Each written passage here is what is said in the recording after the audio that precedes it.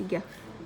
Ini ngejelasin tentang manajemen ya. Jadi ini materi yang dikirim dari kalau Pak Yanto itu berarti holding ya. Jadi semua PT-PM mendapat materi ini. Intinya itu adalah gimana caranya biar kita bisa menyelesaikan pekerjaan yang sudah ditetapkan sama perusahaan. Sebenarnya bebas sih pekerjaannya, nggak harus pekerjaan produksi kayak misalnya di afdeling, bisa juga pekerjaan-pekerjaan yang di kantor, kayak misalnya mengerjakan RKAP gitu kan, atau misalnya mengerjakan pencatatan pembukuan. Ini fleksibel aja tergantung apa yang lagi kita kerjakan. Di sini istilah-istilahnya agak sedikit teknis, mungkin nggak terlalu jelas ininya apa namanya tulisannya. Tapi intinya tuh bagaimana cara kita memulai satu pekerjaan dengan tim yang tersedia, dengan target, dengan waktu yang ada juga gitu sampai pekerjaan itu selesai.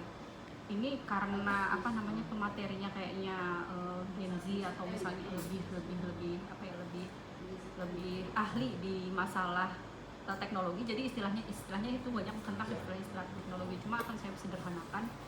Jadi di sini ada sedikit perbaikan. Kalau misalnya di holding sendiri arahannya itu kita nggak cara pengerjaannya itu nggak dengan cara yang biasa gitu, tapi dengan cara yang lebih kreatif. Di sini disebutkan namanya agile, cara baru, fleksibel dan adaptif. Nah terus di sini itu bagaimana sih project management itu dikerjakan. Yang pertama itu metodenya itu tadi agile itu, terus abis itu toolsnya itu Trello, Asana. Kalau misalnya anak-anak ini sering pakai Trello deh, anak-anak konten kreator. Jadi dia itu nge-track bagaimana pekerjaan dari awal, misalnya dia bikin dia bikin konten gitu kan, apa aja yang disusun, tempatnya di mana, talentnya siapa aja, target pekerjaannya sampai kapan gitu, terus abis itu editingnya kayak gimana. Nah dia pakai Trello biasanya, sama siapa-siapa aja yang dikasih pekerjaan, dia itu pakai aplikasi namanya Trello. Ini cuma metode sama caranya aja. Kita nggak harus pakai aplikasi ini, cuma ini untuk memudahkan aja gitu kan. Kapan-kapan mungkin perlu dicoba, tapi kalau menurut saya sih agak kurang cocok diaplikasikan di kebun karena kita bukan perusahaan teknologi.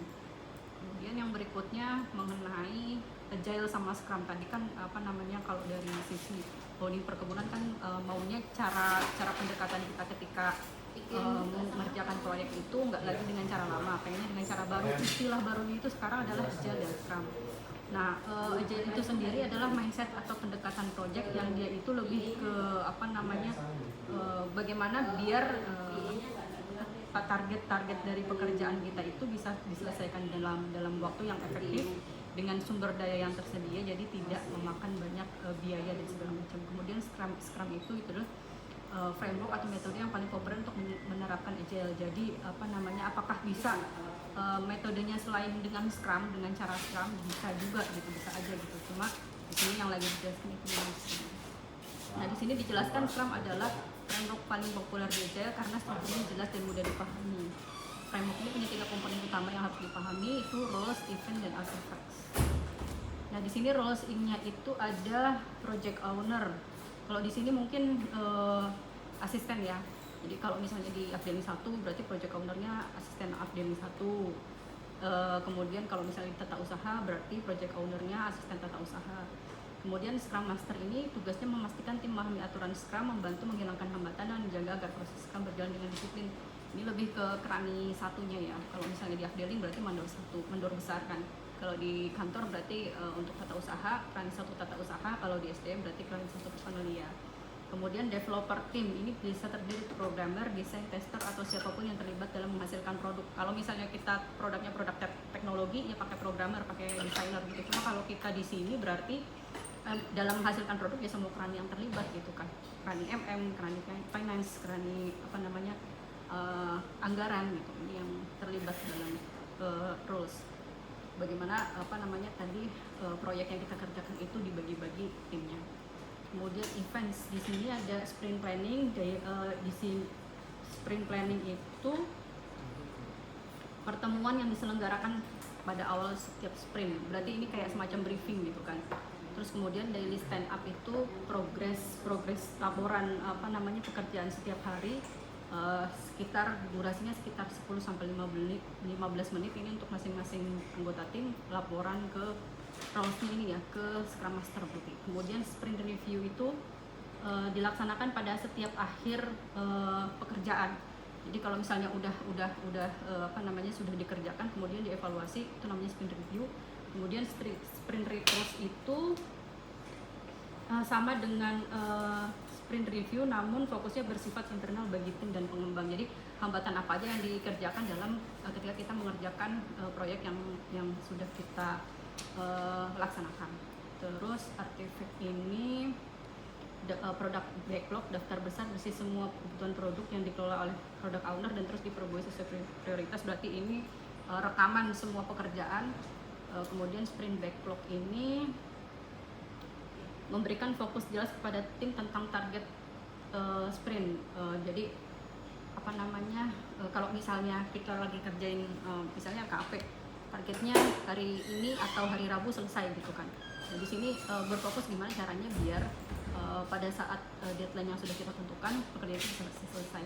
Kemudian increment hasilnya itu dari sprint yang sudah selesai dan memenuhi standar kualitas. Jadi kan nggak semua yang sudah kita kerjakan itu memenuhi standar kualitas, ya ada yang salah-salah. Nah ini increment ini apa namanya arsip dari pekerjaan-pekerjaan yang sudah selesai dan sudah memenuhi standar.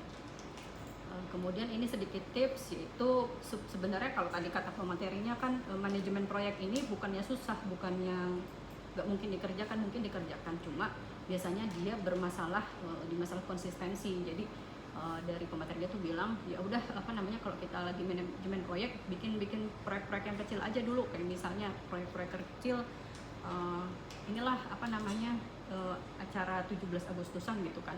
Jadi nggak harus proyek-proyek besar kayak misalnya peningkatan produksi sebesar 50% per tahun 2025 gitu, mungkin nggak sebesar itu, tapi pekerjaan kecil aja gitu kan, istilahnya nggak harus yang gimana-gimana banget. Atau kemarin ada arahan untuk bikin program mengenai mengetuk pintu langit. Mengetuk pintu langit itu sebenarnya program sosial, sama kayak misalnya santunan anak yatim atau apa namanya ngasih sembako untuk lansia gitu kan.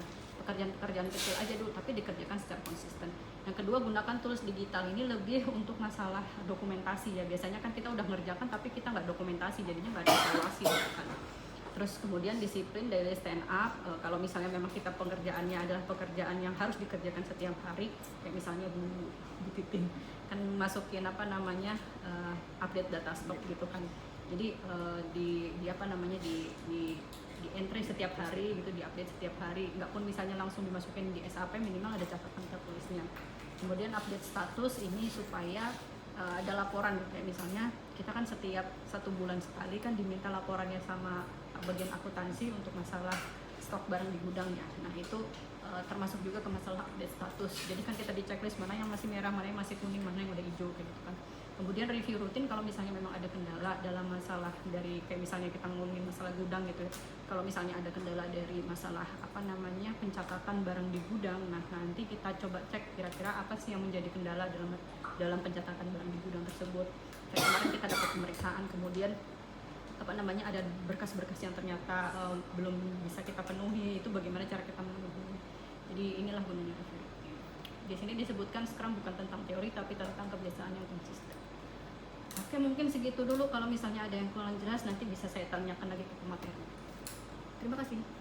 Dah.